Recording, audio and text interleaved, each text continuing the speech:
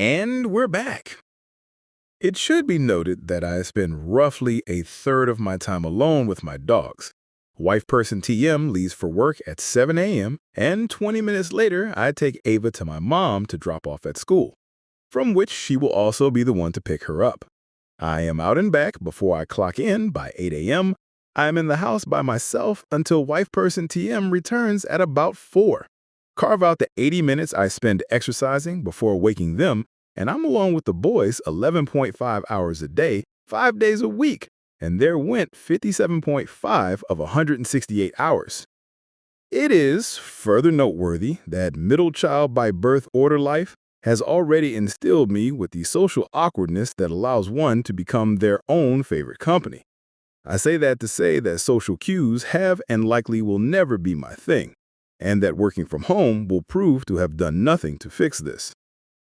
Anyway, despite my normal isolation and my absolute comfort with it, so long as there is music, a podcast, or some combination of the two, and my breaking a frothy sweat, wife person TM and I love to travel and or eat.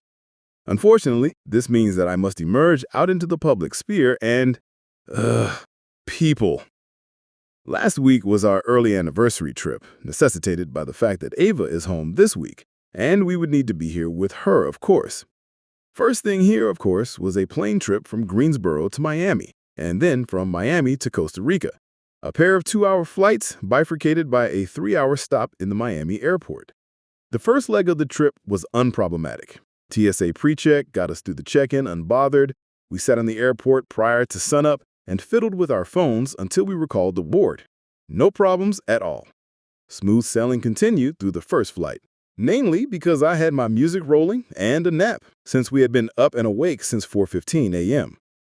Frankly, the stopover in Miami was mostly without issue. I mentioned exercise somewhere up above there, and a 3-hour holdover required that I visit the restroom to deposit my 10 a.m. constitutional 2 hours behind schedule. My exercise and dietary regimen have done a bit of a number on my metabolism, and I am about as regular as they come. No problem. The bathroom was clean, and no one was there to bother me for it. Whew, boy, but when we got on that plane, the problems came. First was the fact that this flight was the one where they feed us. Wait, I mentioned that I had my music rolling, and this leg of the trip I had switched from Gil Scott-Heron to DJ Quick. Specifically, I was listening to Live at the House of Blues. As anyone who has been around me when I have my big headphones on will attest, the world does not exist to me, and I don't hear a damn thing outside of those big noise-canceling ear speakers. Stewardess makes it back to our row, and wife person TM has been trying to get my attention. Noteworthy is my fanship of Quick. I silently mouth the words to the songs as they play. I have a tough time disconnecting my brain from one thing for another, especially not when I have been interrupted. Wife person TM, Phlip, she is asking what you would like to eat. Me, sweet black pussy. The stewardess's face goes white as a sheet, and all the people around me on the plane blushed. No one would willingly make eye contact with me for the remainder of the flight. Willingly was the operative word in that sentence, because I wasn't done fucking up. Belly full, I settled in and I needed to pee. At the ripe old age of 44, I can hold a piss for an hour until we've arrived at an airport, no problem. But I mentioned before my weight loss and what it has done to my metabolism and digestion, right? I also had to fart. I know that my farts can be heinous, and decided that I would be best suited to dispose of this one in the lavatory. Hey y'all, do y'all know that the bathroom on a Boeing 737 doesn't have an exhaust fan? And when you drop a deuce or rip a heinous fart in one, the people seated in first class are going to experience it olfactorily. I just made that word up. Andatorily, the demon had escaped my colon before I learned that thing about no exhaust fan. I tried to wait it out and install to let it dissipate by going ahead and peeing while I was in there. But apparently my atomic farts are stronger than time itself. I washed my hands and exited the bathroom, and almost immediately the people sitting right next to it knew what it was. One man cursed loudly after I was back in my seat. He gave me the stink eye for the remainder of the flight. It seems that the 737 is a pretty large plane until someone farts. My bad, homie. Off the plane in the terminal, things were fine. No more issues, and no one tried to assault me for singeing their nostril hairs. The ride from the airport to the resort was problem-free, as were the first few days of the stay on the resort. The people working were courteous and accommodating. None of the wildlife tried to attack wife person TM, not even the very domesticated raccoons that I would colloquially name all Clarence. And if you don't get the context of that, I cannot help you. Put a pin in that. It is coming back on Thursday. Oh, but Thursday. We sat in on a not a timeshare presentation and got some vouchers for some time in the spot, including a deep tissue massage. To my surprise, I learned as we, wife person and I, entered the massage area that they were to complete our massages totally in the nude. Without getting into too excruciating a set of details, I'm just gonna say the masseuses were consummate professionals, and no situation came of this. Okay, so now it is Thursday. We have been here 4 days and have already set aside what we're wearing home and preparing to leave first thing Friday morning. We got new neighbors, a newlywed couple named Chad and Katie. Wife person would tell you that for someone who doesn't particularly care for humans, I am more than capable in my ability to read them to hold a conversation with most anyone. What she will also tell you, though, is that my filter is often busted even when I'm stone sober.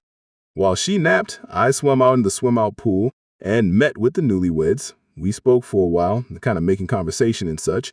Then, me. Be careful with your trash. We had room service for lunch yesterday and left the plates outside when we went out.